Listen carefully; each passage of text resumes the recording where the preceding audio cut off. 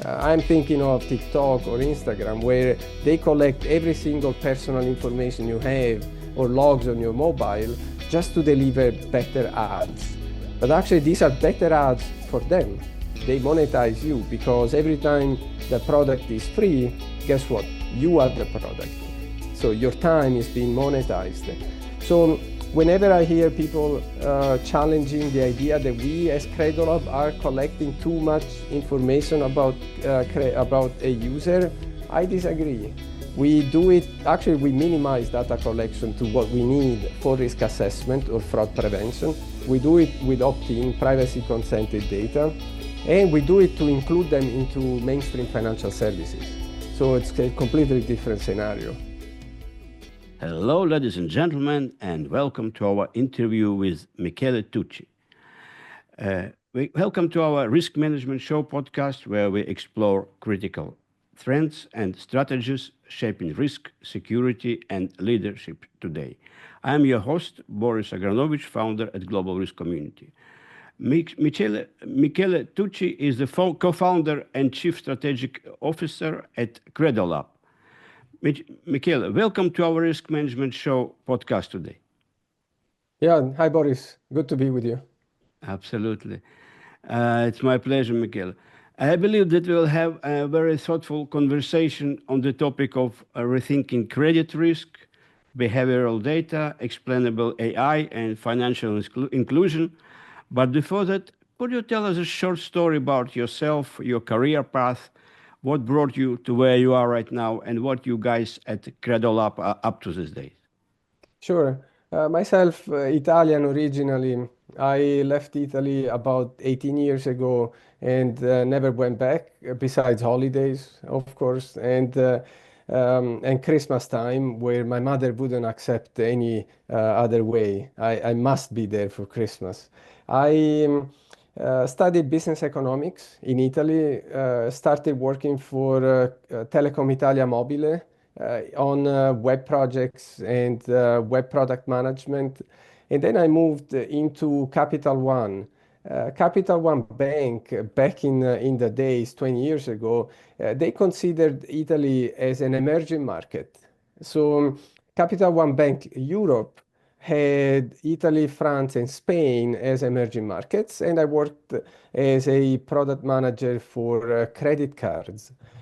From there, I went on to Banca Intesa, which at the time was the largest retail bank in Italy, also looking after credit cards. And that's how, randomly, not by choice, but almost I found myself working in financial services and probably fintech before it was considered or named as such. And 2007, I left. I went to the US for an MBA, and I never went back to Italy. So I lived in the US, in Russia, Moscow, in Dubai, in Singapore for 8 years, briefly in Australia, in Sydney, and China, in Shanghai, before moving to Credolab, and with Credolab from Singapore to Miami, where I'm based today. And Credolab, it's an exciting company to be working for.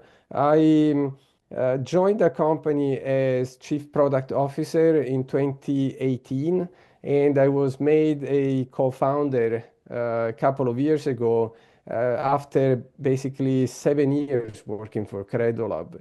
And the way I met Peter Barczak, our CEO, is also through common connections. I was working in Russia on alternative data, exploring what we could have done with telco data at the time, and or with e-commerce data, or with anything that was not traditional credit bureau data to help score people that were not known to credit bureaus. And when I met Peter and I realized smartphone data was actually a thing, I got excited. I joined the company, and we've been building a company ever since. So Credolab is quite headquartered in Singapore, office in Miami. We have a presence in quite a global presence, 52 countries as of today, where Latin America, North America are 44% of our revenue. Southeast Asia, which was our birth region, is now about 42% of our revenue, and the rest is across Middle East, Africa, and Europe. Fantastic. So global career and many continents and companies. So it's great to hear from your opinion about the development. So to start off, for those unfamiliar with Credolab, how would you describe what sets your approach to credit scoring apart from traditional models? So the main difference is the data that we use for credit assessment. We use a very peculiar form of alternative data. Actually, we have two sources of proprietary data. One is device metadata, and the other one is behavioral biometrics. Basically, we look at the way people use their smartphones, Android and iOS, and the way people type, keystroke cadence, keystroke patterns, UI interactions, gestures, when people apply for a loan or a credit card, or when they sign up for a neobank current account. And we find correlations between, statistical correlations between the way people type or use their smartphones and the way delinquent customers do that, the way fraudulent customers do that. So from a, like you're asking what is different between what we do and what FICO does or TransUnion does. We reach the same endpoint, which is assessing the creditworthiness of a customer, but the starting point is different. Instead of using traditional data that are prevalent mainly in developed markets like US, UK, Europe, where there are established credit bureau information systems, we realized that what do all people have in common globally? One single thing, they have a smartphone. First thing they do in the morning, even before going to the toilet, they check their smartphones. I mean, that's already a fact. It's not even a fun fact anymore. It's like a matter of life. So once we realized that this is what people do carry with themselves all day long, then we found a way to collect data from that very smartphone in a privacy consented way, in a privacy protected way and permissioned way that allows us to bring more people into mainstream financial services. So we become an additional input into the traditional credit scoring models. We're not here to replace the way banks have been assessing risk for decades. We're here to make it more predictive, to add a new layer of assessment, which is behavioral in nature. So when you look at the 5 C's of credit assessment, you have character, capacity, collateral, capital, and one more. I don't remember now. But traditional data helps you assess all of the 5 C's. What we focus on with behavioral data is on the character side. So traditional data helps you assess the ability of a customer to repay based on past repayment history. How many credit cards you have, what's your debt to income ratio, how many utility bills you failed to repay, and so on. That's what you get from a credit bureau report. What you don't get from them is the willingness of a customer to repay. So that's where Credolab comes in. We add a new layer of behavioral assessment on top of traditional data, on top of transactional data, like open banking in Europe, like Plaid in the US, Belvo in Latin America, Brancas in Southeast Asia. And the data that they have and the data we have has very little correlation, which means from a statistical standpoint, you increase the predictive power of your models. All right, fantastic. So and how do you do this? Maybe don't explain it with technical point of view, but Mm. is it kind of privacy rules that you kind of have to strictly follow because Europeans have other privacy rules? And what are some behavior patterns that act as red flags in your Yeah. model? So privacy is at the core of what we do, and it's not just a marketing slogan. It really is. We are depersonalizing data sets. We anonymize them, so we don't know whether it is Michele or Boris. We just know that someone is applying for a loan or a credit card, and through a device or a mobile or web device. And we are a data processor of the bank with which we work. And the bank is a data controller, so they are responsible for collecting the user opt-in. We, as a processor, we share um, the data that we are allowed by the user to collect. So, and in the form of metadata. Metadata means data about other data. So imagine the user onboarding journey. A user, you want to apply for a credit card. You download a banking app. You give the bank up to process data. Our SDK inside the banking app collects data. On the device itself, we depersonalize and anonymize data. We turn that metadata into a flat file, JSON file, that is only 50 kilobytes big. So we don't take any personal data out of the device, and then we calculate the score and we share it with the bank. All of this in 1 second. Now, what are some examples of good behaviors and bad behaviors that we analyze through device metadata, for instance? Bad behaviors, share of crypto wallets, share of gambling apps. They usually correlate with higher propensity to default. A high share of selfies over standard type of pictures, high propensity to default. Oh, yeah? Yeah, or high data manipulation.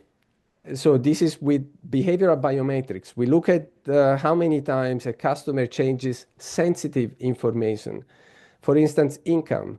What if I disclose my income is 2,000 euros and then I delete it and I change it to 5,000 euros? Today, the bank doesn't know this information.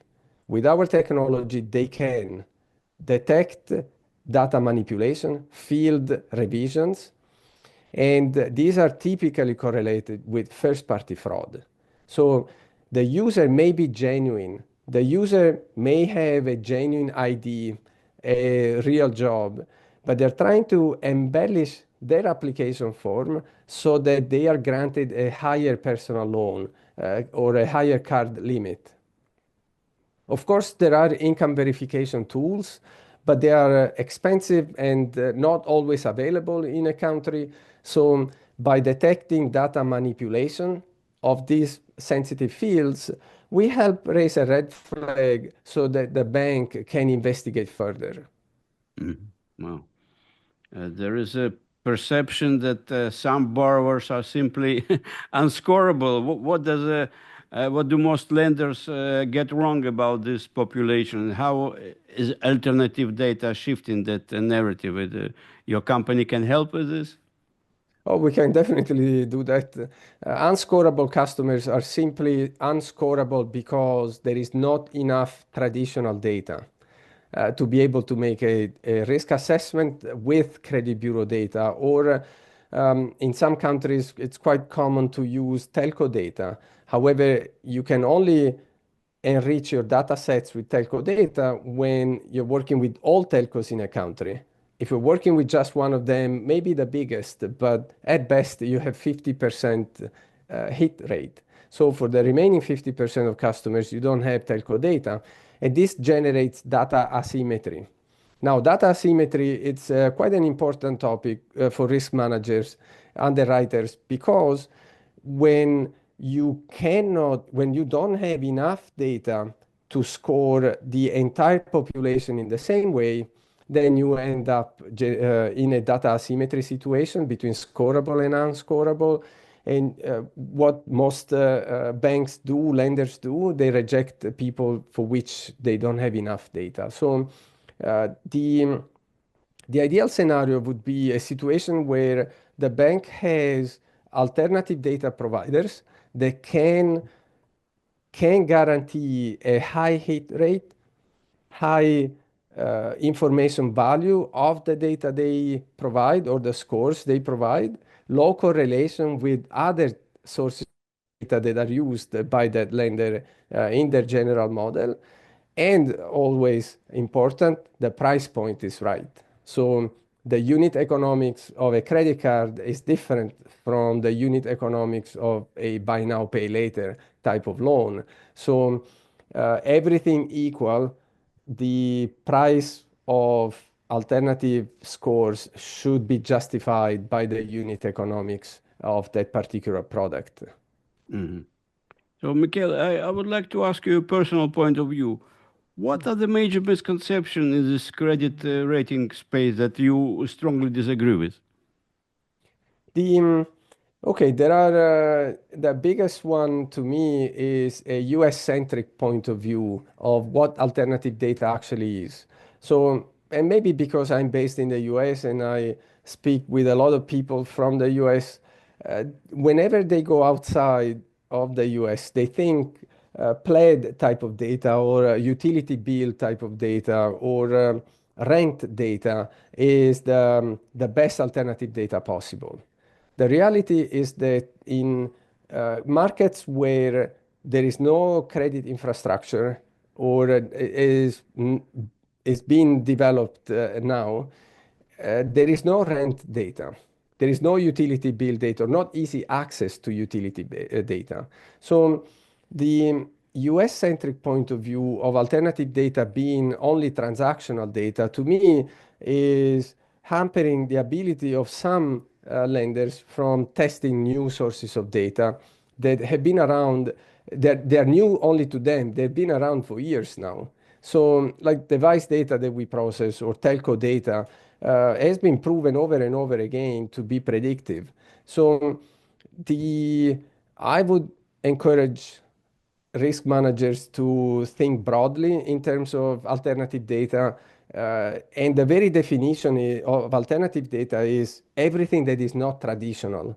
So don't focus only on transactional data, because as good as it is, it actually generates friction in the onboarding process. So imagine if you have to ask in the waterfall of all verifications in an onboarding journey, you have to ask your customers to connect their bank account. Now, they need to abandon the onboarding journey, a new pop-up opens, they need to remember their login and passwords, they need to trust you as a bank with their login and passwords, and then after the process is completed, they probably have given access to the bank maybe 12 months worth of transactional data.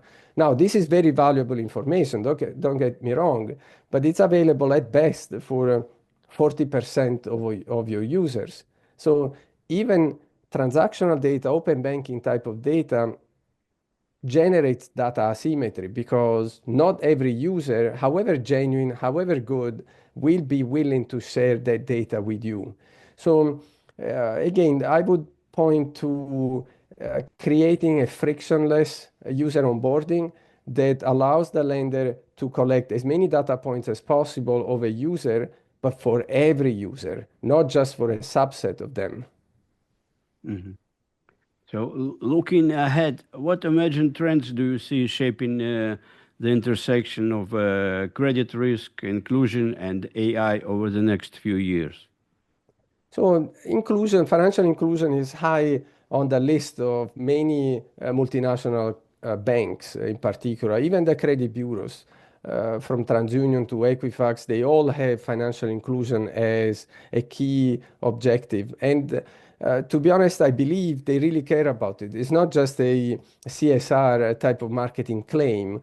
And TransUnion in particular, I know they are leveraging alternative data in some of their international markets, including Colombia, including South Africa, Philippines, India, and with some good successes. So financial inclusion is not going to be a old topic next year because I believe we still have 1.4 billion people unbanked globally. So that will take time. But what I think is so about generative AI. No, that's something that is creating some hype in underwriting. But I believe the use case for generative AI is more around fraud detection than it is about risk assessment. And perhaps if you look at it from a first party fraud or in general, any fraud attempt that you don't stop becomes risk right down the line because you will not be able to collect that money. So generative AI, we explored using Gen AI to create synthetic training data sets to improve our models. But the reality is that it's like the principle, garbage in, garbage out. If the training set of data is generated on a small sample, it will be biased. And so the outcome of the final model will also be biased. So, and perhaps unstable, which we don't want to give our clients an unstable model or worse, an overfitted model. So the AI to me will be very helpful in optimizing internal processes, but mostly related to fraud assessment and verifying fraudulent cases, investigating fraudulent cases without as much human intervention, so that the review of the so-called yellow cases. Green cases go through the underwriting process, red cases are stopped, but yellow, these are the ones that need some manual investigation. That can be done a lot quicker, and probably even more accurately. Mhm. So it looks like your company has taken a little bit different path compared to most fintechs, staying self-founded, right? Mostly Oh yeah. and Uh, profitable. What lessons can you teach other fintechs and the risk leaders from this business model? Because most of the models of running the company, fintech companies, acquiring finance around A, B, C, and so forth. yeah. So we did raise VC money. The last round was our Series A in 2020, and we got caught into what I think was a trap in the sense that VCs, the moment they invest or the moment you start raising new money, they want you to grow double digits. So there is a lot of pressure applied to startup teams to deliver growth that in some cases may not be sustainable. And growth at any cost may drive you into the ground. At the end of the day, why does a company fail? I believe there is only one single reason. They run out of money. They cannot pay their obligations and they shut down. So whatever the reasons for running out of money are, that's the bottom line. So what we discussed with Peter and the management team at the end of 2022, beginning of 2023, was to change completely strategy to focus on profitability rather than growth. And that meant that we abandoned our aims to raise a Series B, which in some cases could also be kind of ego driven. I want to raise $50 million. Oh, I raised 60. I'm better than you. In reality, when you do follow that type of strategy or approach, you're actually trying to please VCs more than trying to run a business. What many people maybe don't tell you is that whenever you're raising money, you spend, as a founder, as a C-level, you spend more than 80% of your time Yeah, dealing with them, which means nobody's running the company. absolutely. So when we realized that, we implemented a number of changes. We changed our revenue model. We deployed new products. We developed and deployed new products that allowed us to monetize earlier. The time to revenue was a lot faster in this way. We also focused on, but really laser focused on markets where we knew product market fit was confirmed. So we doubled down on Southeast Asian countries. We doubled down. We invested in Latin American countries, and back in 2022, Asia was 80% of our revenue. Now it's 42%. So by doing this, we diversified revenue. We grew about 92%, 23 to 24 in terms of revenue, and we are about 20% net margin. So it's tough. It requires tough decisions, including letting go people that are not performing. Yeah, yeah, yeah. And keeping the team that is motivated, that is here to stay, believes in the company, and goes always above what they are supposed to be doing based on their base salary. Fantastic. All right. That's where all my questions. Perhaps if we summarize our interview for someone who is listening to and would like to walk away with one or two major takeaways, what would it be? Test alternative data. I don't mean just Credolab type of alternative data, but really be open to alternative data. They do solve a problem, but be careful when you select alternative data. They have to be privacy consented. They have to be legal, collected in a legal way.